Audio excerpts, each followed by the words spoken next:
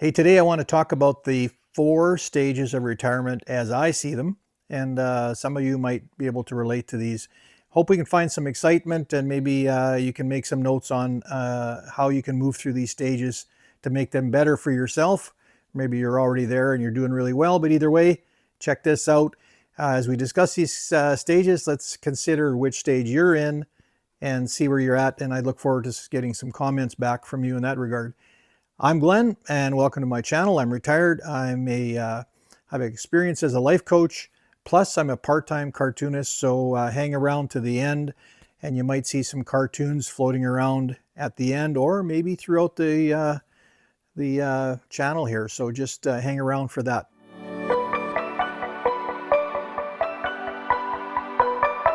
Okay, so let's unpack those four stages of retirement. The first one is they often call it the honeymoon stage or the vacation stage. Like you're fresh out of your job, you've retired, you're thinking, man, I've got the whole world ahead of me. I got all the time in the world. So you're thinking it's kind of like the free stage. It's there's no more work and a whole lot of play. You can sleep in, you can do whatever. You're feeling freedom now like you've never felt before. There's no more work, no more having to apply to get vacation time, whatever. So you can do all kinds of things. So you can travel, do vacations. Maybe you never were able to do those, or you never had the vacation time to do that sort of stuff. So like I said, sleeping in, you can sleep in. You can't be late for work this time. You can sleep in as much as you want, go to bed when you want, don't have to worry about getting up for work. Good time to be considering starting new hobbies because you're going to be kind of full of excitement and you're wondering what to do. So it's a good time to start exploring some stuff and doing some researching. And it's a beginning time where you can spend a little more time with family and friends that you didn't have before. You didn't have to wait now. You don't have to wait for the weekend to do that sort of thing. And so you might even want to consider maybe in this stage, since you're all revved up and whatever, to maybe look at a part-time job. Maybe there's something you'd like to do on the side that would just help fill in some time, sort of help transition you out of work into retirement of some form. So this whole stage, this honeymoon vacation stage, which is the first stage of retirement, it can last for about a year or so. And then all of a sudden, the newness might start fading. You might start getting bored. Maybe you're not filling in the time and you're wondering, oh, what can I do? And that'll be what we'll explore in the second stage. So the second stage is, they kind of call it a bunch of different names, but you're feeling kind of a loss, kind of disorientated. You're thinking, okay, the vacation stage is come and gone. I was all excited about that. Hey, this isn't as good as I thought. You're thinking, all right, I'm in retirement. Shouldn't I be excited about this? But then you're thinking, well, now what? Now what can I do? Now what should I do? Like I'm feeling a little bit bored and I need to fill in my time. And so you're disorientated. It's like you're going to and fro trying to figure out what is it? What is it that I need? Because when you were at work, you had some sort of identity, maybe a little bit of power because of the position that you're in, and you've lost that identity. And you lost the relationships at work. People aren't calling you up to, to maybe go out after work or to go and grab a coffee or whatever. Like you're not needed anymore in the office. So you feel like you've lost your identity. You've lost your power, you lost some of your value, and you might even be beginning to start feeling some physical drain and your fitness level changes and you're starting to think, oh man, I'm just feeling confused. This retirement maybe isn't all that great. I'm kind of getting old. Maybe this means I'm old. And you start getting all those kind of thoughts. So that's kind of the feeling, the loss or the disorientation stage. And that's the second stage of retirement that we all run into.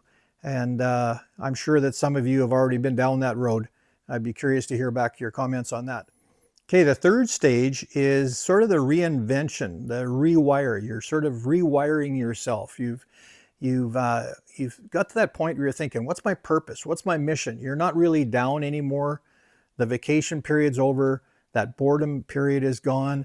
So you're thinking, what's my purpose? What's my mission in going forward? So you're thinking of trying to build a new life, a routine. And there can be some excitement in that, and there can be some nervousness in that. And I went through some of that, like where you're like, oh man, now what do I do? And to fill in my time and to look like I've got some value. You're so busy coming from a lifestyle of work where you're accomplishing things. So now you want to find something, a purpose or a mission where you feel like you're accomplishing something, you're gaining something at the end of the day. And so it's sort of like you're redesigning your new life. You're starting to find maybe new interests, new hobbies. You might even be volunteering. You might even find that volunteering is really your new purpose. That's your mission. There's lots of volunteering options all over the place, whether you're in cities or rural, to be volunteering. And you might even want a little side hustle. Maybe you've always been that kind of that guy that, was in the workshop, and all of a sudden you're able to start building some crafts and maybe going to craft sales or working at a part-time job. I've always had something going on the side, and that has really helped fill in my time and make me feel like I've got a bit of a purpose. Or you might be just that person, that fitness person, that you just want to do more walking. When you were working, you had to wait till the evening or the weekends to walk, or even the gym. Getting involved in a gym, you can get some really good deals on gym memberships when you're a senior. And so check into that, and be aware of your health. I think that as we get older, we start to get a little bit more aware of our health and thinking that we should maybe take care of ourselves, eat better, get to sleep, get the exercise. And so this stage, this reinvent, this rewire stage, is really a time where you're feeling like it's a restart. So this is a good opportunity in the third stage to kind of restart with the fourth stage coming. And so we've gone through the vacation, we've gone through disorientation, you've gone through a rewire, and the fourth stage is the most exciting one, I think. And that's the stage that I'm at, and I'm curious as to whether you're there too. So the fourth stage, as I see it, is sort of like a stability thing, or you're finally settled in. You think you're rolling on this retirement thing, you've got this thing going, you got a bit of a rhythm going, and you're starting to settle in. And you're starting to relax, and you got a regular routine of some sort. You maybe get up and have a coffee, maybe watch the news, then you go out and play in the workshop, or go for a walk, or go for a swim, or whatever. You're learning to do the things that bring joy and satisfaction in your retirement, stuff that you never had time for before. Financially, you don't really worry about that, because in most cases, we should be financially stable to some degree by the time we retire, or else we shouldn't have been retiring, right?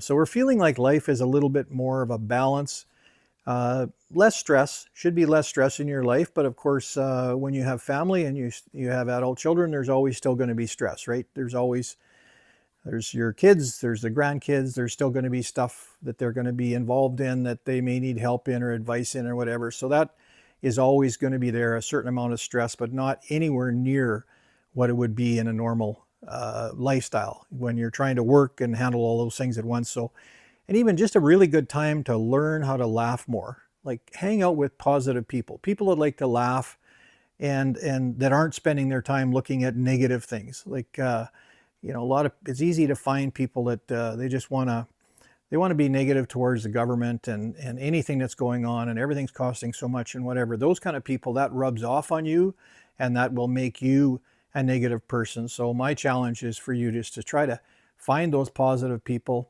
hang out with them. They'll make you more positive. Find those people that like to laugh, have some laughs with them. That's always very relaxing and very healthy for your body. And an opportunity for you in this fourth final stage where you're settled in now, use that as an opportunity to encourage and motivate others. You've got all these years of experience of stuff that you've learned at work and in life.